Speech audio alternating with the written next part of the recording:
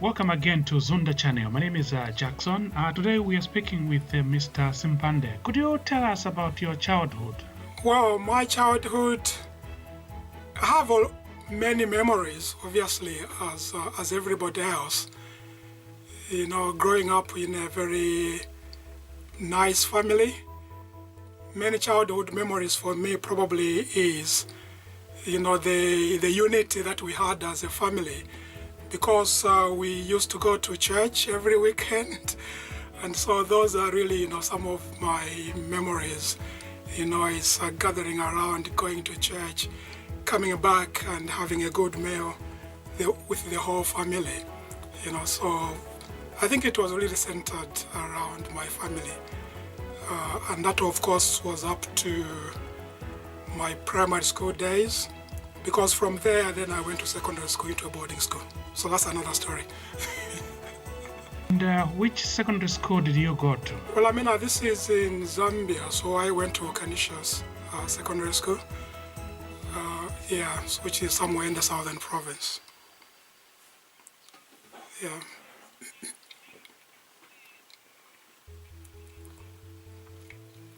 After your secondary school, then you went ahead to go to university. What did you study at university, Yes. and at what level did you achieve your academic qualifications? Naturally, starting with my secondary school days, I just happened to be a little bit, better than average in mathematics. And that just came out naturally. It's not something that obviously I developed. And as a result, when I saw that my results in maths were rather good, I decided that probably university I should go and read maths as well. And that's what I did. I graduated in mathematics. So you graduated with a degree in mathematics. How did you come to your profession then in IT? Yes. You see, in mathematics has got a lot of dimensions, a lot of fields in it. So as in the mathematical sciences department, when you get to the second year level, you start studying things like, linear programming. These are mathematics things. And the program that we were using a software called Fortran, which is obviously something too old maybe for many people. So we were solving equations using Fortran, and that's when I started seeing that, so there is a way to automate, 110 solutions in mathematics. And actually I developed an interest out of that, such that, programming really started with my Fortran days, such that when I graduated, the first job that came around was to do with programming. And what they were looking for in those days was anybody who graduated with mathematics. To go into computers, programming and all the like, mathematics was actually a requirement, which maybe these days is not. And so I easily went into that. And of course, then I was trained on the job, but with my Fortran programming background, it was easy to pick up, the COBOL programming and the other languages that were on offer. So I did a lot of in-house training with the company.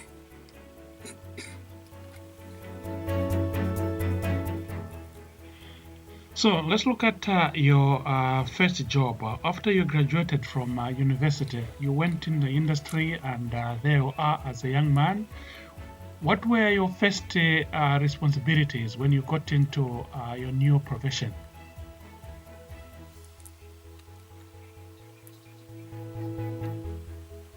Yeah, so at the early stage, obviously, when you join a company, you're kind of like a trainee. They train you into programming, the actual systems. We were using the mainframes, in those days, big machines and all those things. So we had to learn the trade of, backups using tapes and things like that. So I started from, before doing the actual programming, I started from kind of like a systems administrator person. and we had Unix as our operating system. So I was helping out actually installing, the hardware around the company, and also helping the users to log in and all those things. And then gradually I went into programming using COBOL, the COBOL language, that was a business language that was used those days. But then systems analysis comes up as well. For you to be able to write a program, you have to get the requirements from the user. And as a result, you have to know something about business analysis and systems analysis so that you can bridge that gap between the user and the system itself. And so that's another training that I did in-house, is systems analysis. Yeah.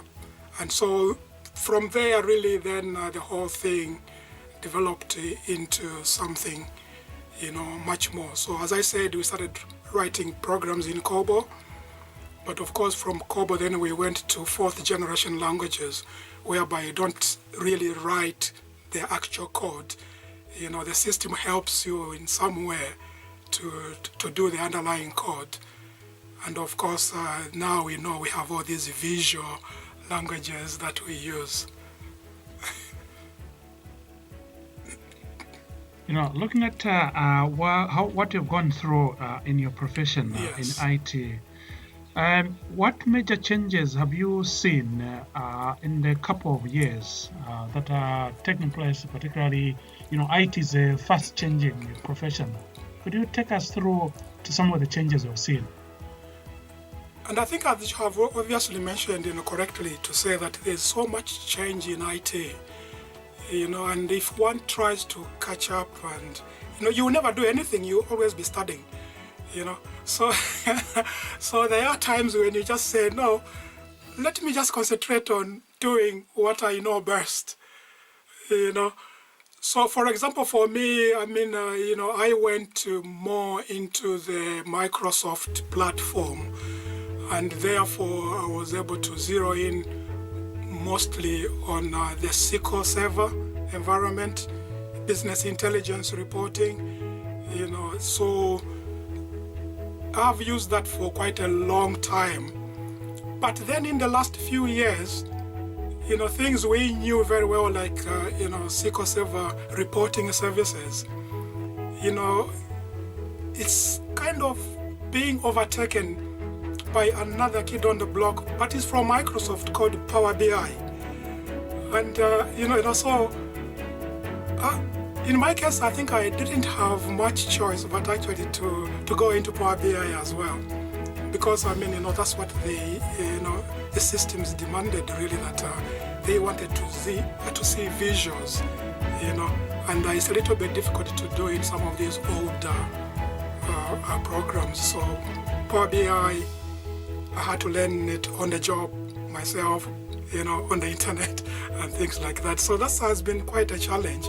But I think I am quite settled okay with it now, But I'm sure very soon something else will come up, and we have to keep, running.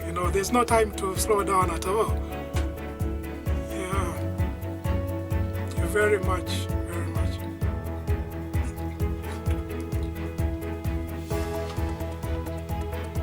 Oh yeah, very true. Tell me about the greatest challenges you have had to overcome in your profession. I think that's really what we've just talked about, in terms of catching up with the technology. That I think is what has kept me, up to date. Is really just trying to keep abreast of where we are now. And of course, the industry is very demanding as well. They want to use the technology. That is, now we are on the cloud, doing all kinds of things. The servers that we used to have in-house have all moved out. They are based in the cloud. So all that kind of technology, I think, to some of us who grew up in industry working with, a mainframe on site, now talking to other people that you have never met on the cloud, asking questions, and so it is something that somebody has to get used to. Looking at you, Mr. Simpande, you're a very successful professional. Wow, if I don't know about that, but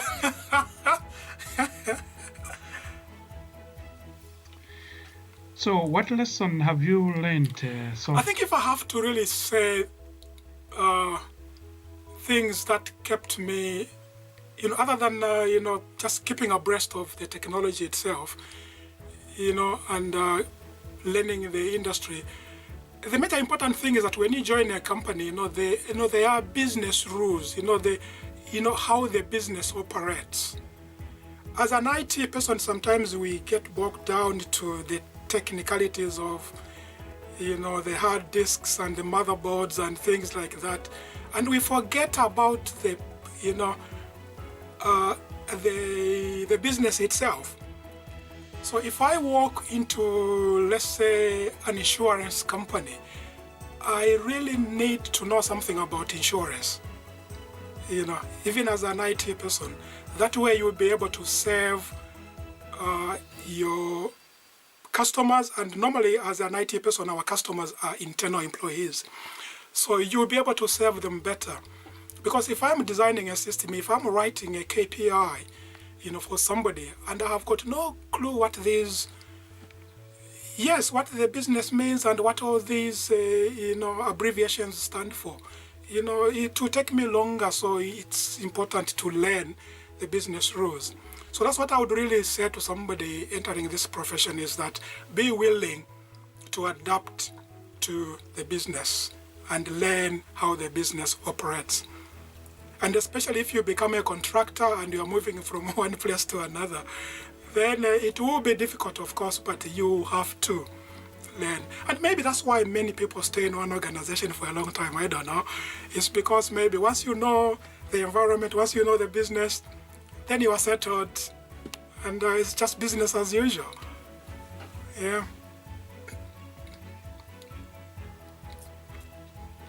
Oh yeah, of course. Yes. Yeah.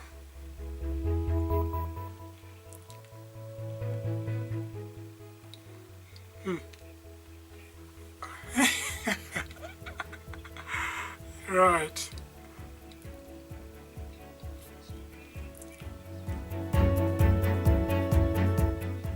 So, do you associate yourself with a religious group or spiritual practices that drives you to your success? Yes, I think as I mentioned right at the beginning, is that I was brought up in a Christian home, and therefore I never knew anything else. My father, my mother, they took us to church as little kids, and we've grown up to be what we are now, doing the same as well to our children, taking them to church, and the same thing. So yes, I definitely, I'm part of the Christian fellowship. Yeah. So, how would you imagine your life could have been in case you did not actually go for this profession, which you have made it a successful journey for yourself and your family?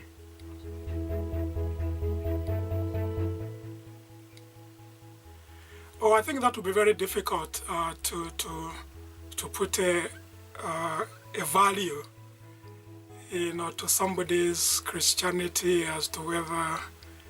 But I would think that without maybe giving an actual number, I think the major component of my upbringing had a lot to do with probably who I am now, even both academically and maybe socially, because as I said, if you are a family unit and you are always working together, you are going to church, for example, together, going on family outings together, you develop that idea of teamwork.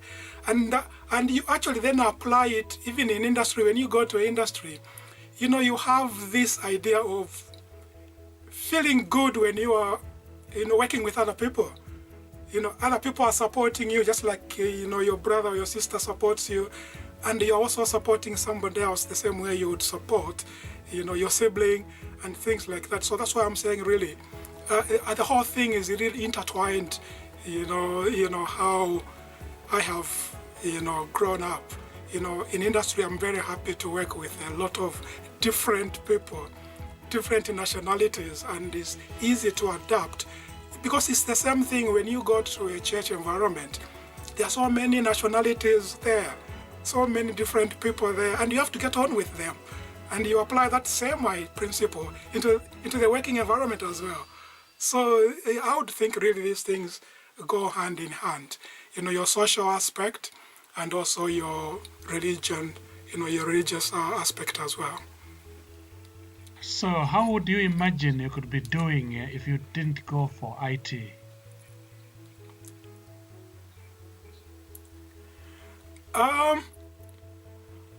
I don't know. Obviously, I wouldn't know what it would have been. It would be nice to imagine, sometimes what something would have been. But as a little boy, you see, our house was not very far from the rail line, and therefore we could hear the train approaching, a lot of times. And we used to run to somewhere near the rail line and wave to the driver, the train driver. And growing up, I always used to imagine what it's like to drive a train. And and as a result, I really had that idea of wanting to be a train driver. And then my uncle talked to me. He says, "Oh yeah, so what do you want to be when you grow up?" I said, "I think I want to be a train driver." He says, "Oh, very good. But you see, for you to be able, to be a train driver, you need to know some mechanics. Engineering, things like that." And he said, "Oh, so there's something called engineering." And right from the onset, then I made up my mind, I want to be an engineer, so that I can make things or repair things. I was told the cars can be made, and it can be assembled. So I said, oh, no, this is just too good. So, and I think that's why I ended up into programming. You see, programming is all about making things that don't exist. Somebody says, I want a program that does A, B, C, D. It means that program doesn't exist. Or if it does exist, it doesn't meet their actual needs. And therefore, you create something from scratch. Or using some components, you assemble. Just like assembling a car. You have different parts of a car and you assemble it into a moving car. So similarly, into writing a program, you get this, you get that, and in the end, you write a program that meets somebody's needs, and you publish it and are able to use it. So that is still engineering, and I guess that's why it's called software engineering after all. Yeah. Now, looking at your vast experiences, Mr. Simpande, that you've gone through in your profession, if you were to give an inside advice to those who are just beginning in the profession, what would that be? Well, to start with, obviously, qualifications are very important. Don't, as a young person, don't quit school and say that I want to go in the industry straight away. It is very important. I wouldn't have known that there is much or there's anything called programming if I didn't do Fortran programming right at doing my mathematics degree. So you will pick things as you move along, especially if you go to university. Make sure that you succeed in that. But the good thing about any other profession, including IT, is that you can qualify in almost any subject. So just make sure that you have a solid, qualification.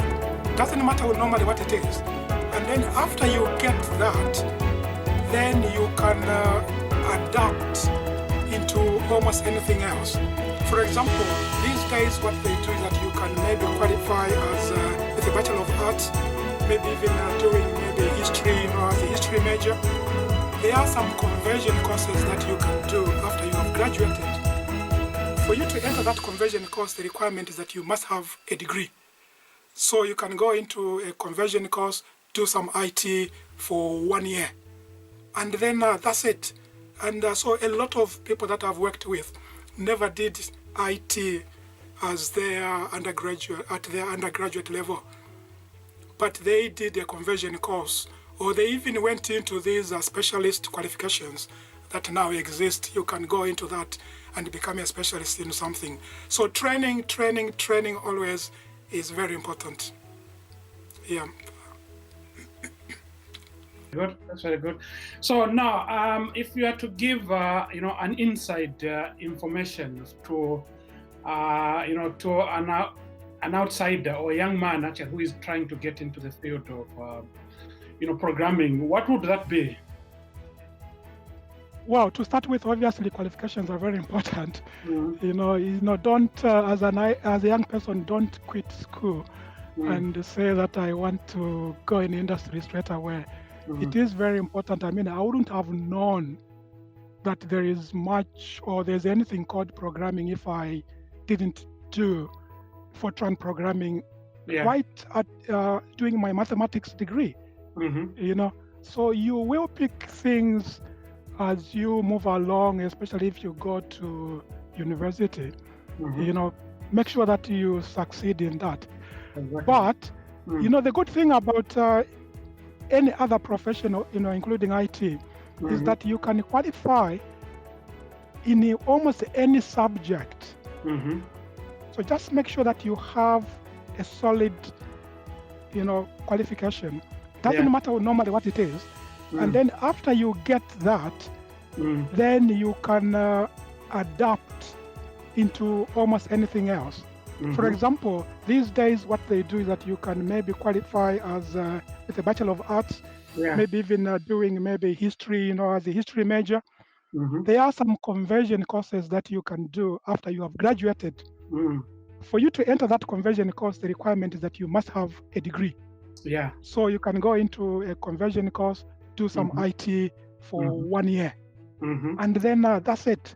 And so a lot of people that I've worked with never did IT as their undergraduate level. Undergrad, yes. Okay. But they did a conversion course, or they even went into these specialist qualifications that now exist. You can go into that and become a specialist in something. So training always is very important.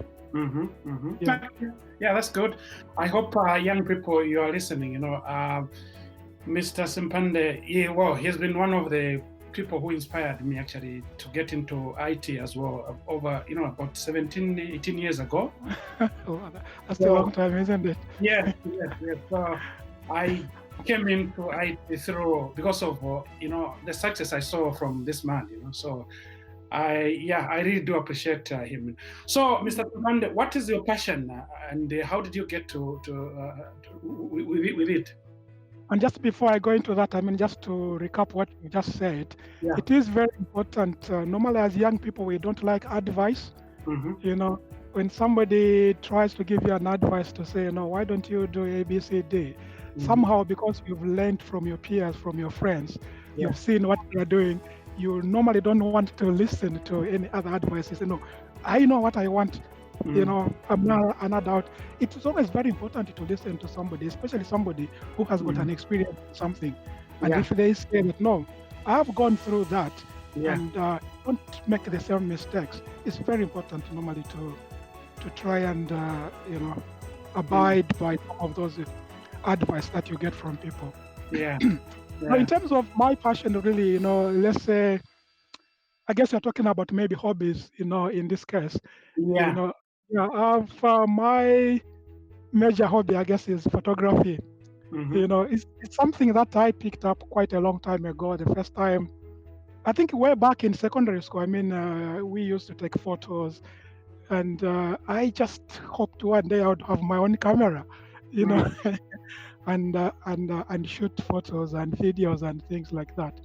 And that's what I've been doing probably as long as I can remember, is actually photography and now videography, of course. Right. Okay. Well, that's good. That's good.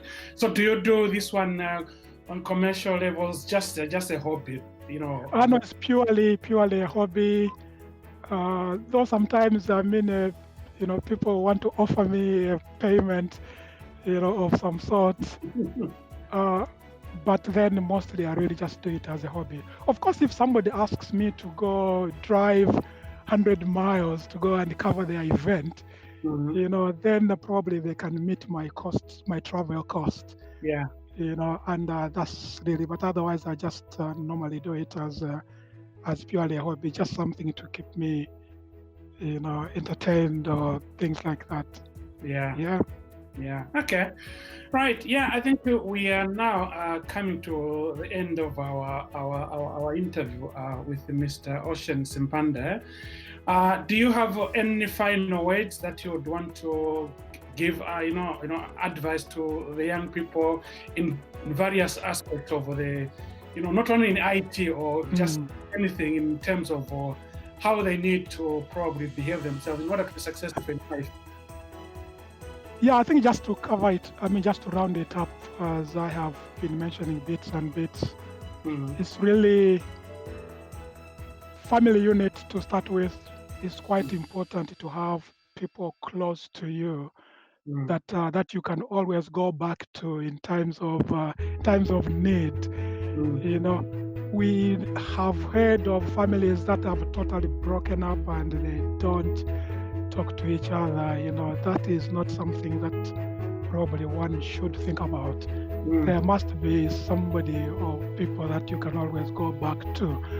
And then outside your family unit, there is also the church family. So if you or your social network that you have, but if you're a religious person, your church family is very important as well. Yeah. Because you have a common interest. And when you have a common interest, it's just like a project team. Yeah. If you are in a project team in industry, you are all working towards the same goal. And as a result, your mindset is quite united. And therefore, when you associate with people who have the same principles as yourself, then that is quite very useful. So I've talked about maybe your families or maybe the religious associations that you have. Then of course, in your company, there are ground rules whenever you join a company. That's the first thing, you sign a document as how you're going to behave and what you're going to do. It is always very important, to keep abreast of the technology, but also at the same time make sure that you do unto others what you have them do to you. So that's normally my principle, really. There are times when you want to say something nasty to somebody, and then you think to yourself, what if that somebody says the same thing to you? How will you feel? So in that case, then you say, no, then this is not a good thing to say. So all those principles, you just apply them to yourself. And once you zero in on a particular career, I think stick to it. I know sometimes people say the grass looks greener on the other side. So you have something, and when you see somebody else doing something successfully, say, oh no, I think I want to pursue that. You don't know what they have gone through to get to that point. So, if you find something that you are passionate about,